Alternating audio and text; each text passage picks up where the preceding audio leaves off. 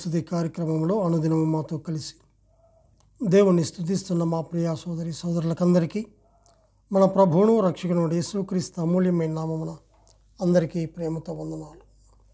ఉదయకాలం మన ధ్యానాంశము దేవుని పట్ల భయభక్తులు కలిగి ఆయనను స్తుతించుడి. దేవుని పట్ల భయభక్తులు కలిగి ఆయనను స్తుతించుడి.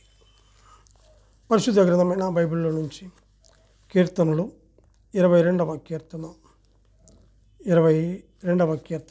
23వ వచనం చదువుకుందాం.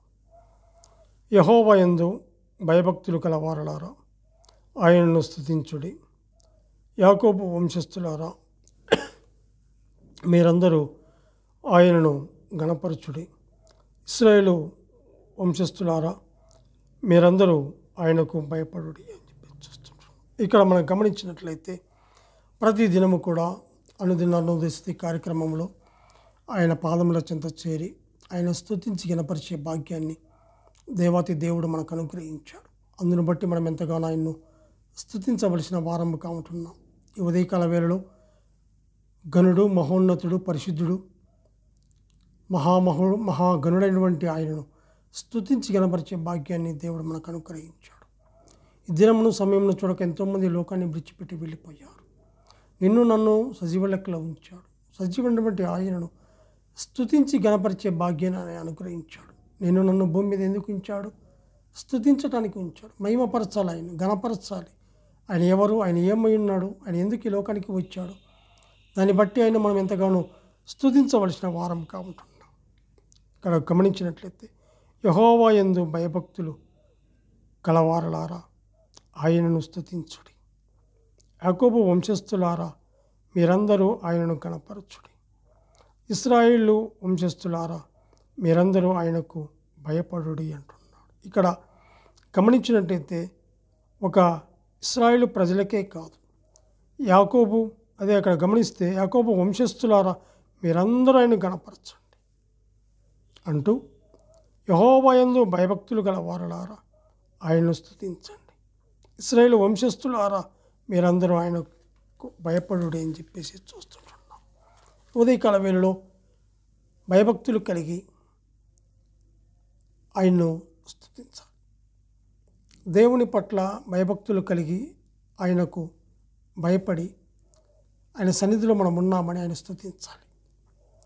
దేవుని పట్ల భయభక్తులు అన్నది బైబిల్లో మరి అతి ప్రాముఖ్యమైన విషయం. సామెతలు 16:16లో మనం చూస్తాం, భయభక్తులు ఉంటే చెడుతనమును విడిచిపెడతారు. సామెతలు 8:13లో మనం గమనిస్తే భయభక్తులు ఉంటే ఆయన కట్టడలను అనుసరించి నడుచుకుంటాం. భయభక్తులు ఉంటే దేవునికి ప్రీతికరమగు సేవ చేస్తాం. యెహోవా యందు భయభక్తులు కలిగి ఎలా ఉండాలంట? నిష్కపటులై పూర్ణ హృదయముతో ఆయన సేవిస్తారు. యెహోవా యందు భయభక్తులు కలిగిన వారు ఎలా ఉంటారు అంటే చెడుతనమును విడిచిపెడతారు, ఆయన కట్టలను అనుసరిస్తారు. అంతేకాదు, భయభక్తులు ఉంటే కలిగిన వారు దేవునికి ప్రీతికరమైన సేవ చేస్తారు. యెహోవా యందు భయభక్తులు కలిగి నిష్కపటమైన పూర్ణ హృదయంతో ఆయన సేవిస్తారు. దేవుని పట్ల అందరూ భయభక్తులు కలిగి ఉండాలని ఆయన ఆజ్ఞాపిస్తున్నాడు. మరి ఈ ఉదయకాల వేళలో దేవుని పట్ల భయభక్తులు కలిగి ఆయన మనం స్తుతించాలి. దేవుని పట్ల భయభక్తులు కలిగి వ్యక్తిగతంగాను యథార్థంగాను సంఘముగా హృదయపూర్వకంగా ఆయనకు స్తుతులు చెల్లిస్తాం. ఎవరు? యెహోవా యందు భయభక్తులు కలిగిన వారు యథార్థముగా సంఘముగా హృదయపూర్వకముగా ఆయనకు స్తుతులు చెల్లిస్తారు. ఎందుకంటే ఆయన ఘనుడు, మహోన్నతుడు, మహిమ కలిగిన రాజు, రాజులకు రాజు, ప్రభులకు ప్రభు అయినటువంటి గొప్ప దేవుడు. దేవుని పట్ల భయభక్తులు కలిగి ఆయన స్తుతించాలి, ఆయన గణపరచాలి, ఆయన మహిమపరచాలి. ఇక్కడ గమనించినట్లయితే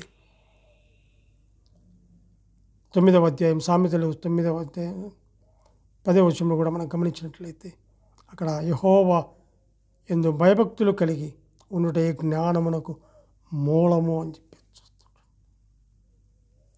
యెహోవా యందు భయభక్తులు కలిగి ఉండుట జీవపు ఊట అంటున్నాడు. యెహోవా యందు భయభక్తులు కలిగి ఉండుట వలన మరి ఎటువంటి చెడుతనమునకు తావుండదు. ఎందుకంటే దేవుడు ఆయన ఘనుడు, మహోన్నతుడు, పరిశుద్ధుడు, పాపము లేనివాడు, పాపము చూడనివాడు. అటువంటి పరిశుద్ధుడు నిన్ను నన్ను ఏర్పాటు చేసుకున్నాడు. తన మహిమ నిమిత్తమై భూమి మీద నిన్ను నన్ను ఉంచాడు. కాబట్టి ఆయన యందు భయభక్తులు కలిగి, విశ్వాసంలో నిలకడ కలిగి, పరిశుద్ధమైన జీవితము కలిగి, నిష్కపటమైన అంటే కపటము లేని హృదయము కలిగి, నిష్కలంకం అంటే కలంకము లేని వారము కాబట్టి మనం ఎట్లా ఉండాలంటే ఆయన సన్నిధిలో భయభక్తులు కలిగి, నిష్కపటమైన పూర్ణం అంటే కపటం అయినది ఏది ఉండకూడదు, ఇంకేది ఉండకూడదు ఇంకా.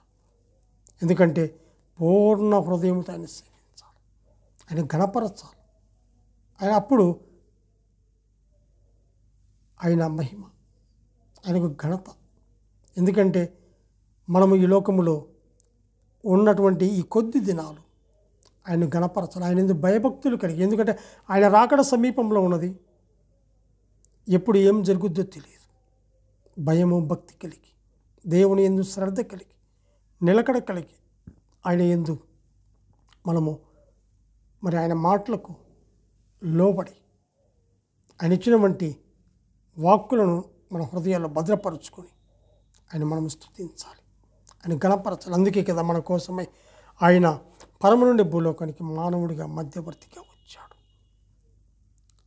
ఆయన పడరాని పాటలు పడ్డాడు, తృణీకరించబడ్డాడు, హేళన చేయబడ్డాడు, అవమానపరచబడ్డాడు, కొట్టబడ్డాడు. అటువంటి దేవుని మనం స్తుతించాలి. నీ కొరకు నా కొరకు రక్తాన్ని కార్చాడు. ఆ రక్తధారలో మన ప్రతి పాపమును కడిగాడు, పరిశుద్ధులుగా చేశాడు, ప్రాణము పెట్టాడు,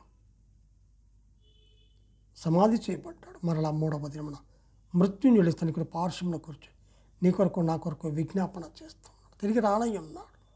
మరి దేవుని యందు భయభక్తులు కలిగి ఆయన మనము స్తుతించి పూజించి ఘనపరిచి మహిమపరచవలసిన వారముగా ఉంటున్నాం. దేవుడు తన వాక్యాన్ని దీవించును కాక. ప్రార్థన చేసుకుందాం.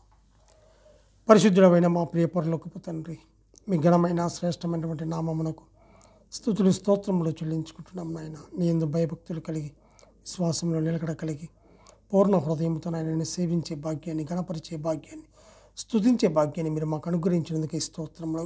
ప్రతి దినము కూడా అనుదిన హృదయస్థుతి కార్యక్రమంలో ఇలాగూ చేరి ప్రభు నీ సన్నిధిలో నేను స్తుతించి గణపరిచే భాగ్యాన్ని మీరు మాకు అనుగ్రహించినందుకు ఈ స్తోత్రములు చెల్లించుకుంటూ మా రక్షకుడైన యేసుక్రీస్తు అమూల్యమైన నామమున స్తుతులు స్తోత్రములు చెల్లించి ప్రార్థన చేయిస్తున్నాము తండ్రి. ఆమెన్.